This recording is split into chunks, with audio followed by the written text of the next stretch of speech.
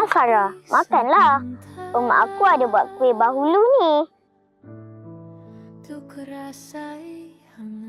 Sedapnya, lembut betul. Mak kau memang pandai buat kuih raya. Aku tolong mak aku ayak tepung tadi, tapi banyak juga yang tumpah tadi.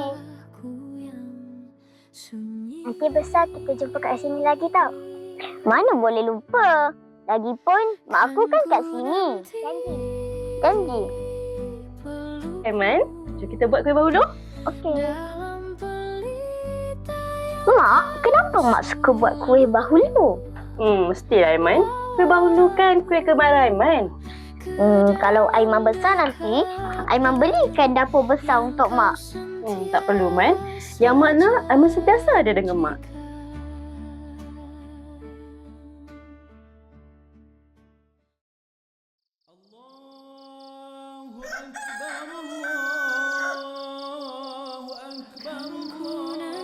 Mak, Aiman minta maaf, Mak.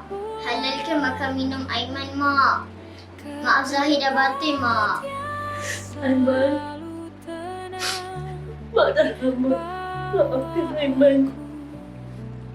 Mak halalkan makan minum Aiman.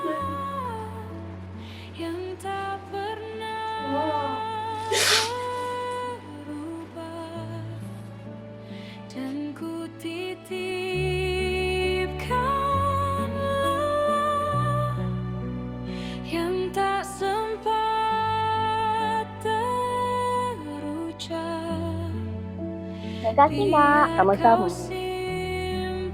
Mak tak makan sekali ke? Tak apalah, makanlah dulu. Dana, ambillah.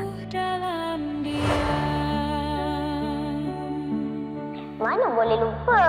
Lagipun, mak aku kan kat sini. Janji.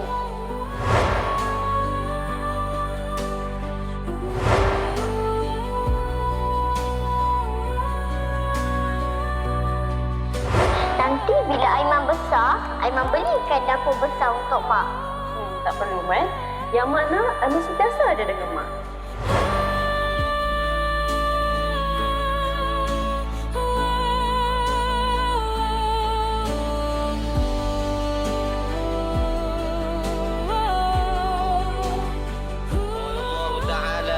كل نفس ذائقة الموت وإنما توفون أجوركم يوم القيامة فمن زحزح عن النار وأدخل الجنة فقد فاز وما الحياة الدنيا إلا متاع الغرور.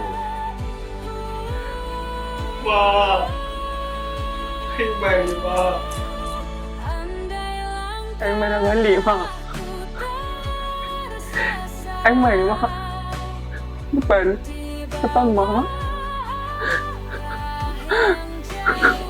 Man, makcik selalu cerita dia tunggu kau balik, Man. Setiap tahun dia tunggu kau balik raya, Man. Ni Aiman, Mak. Bangun, Mak.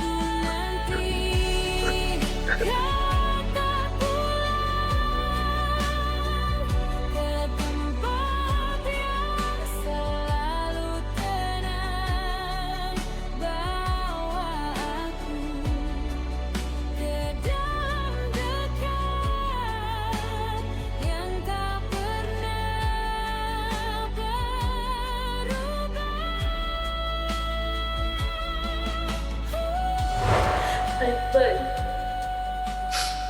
Mak dah lama. Maafkan Aiman.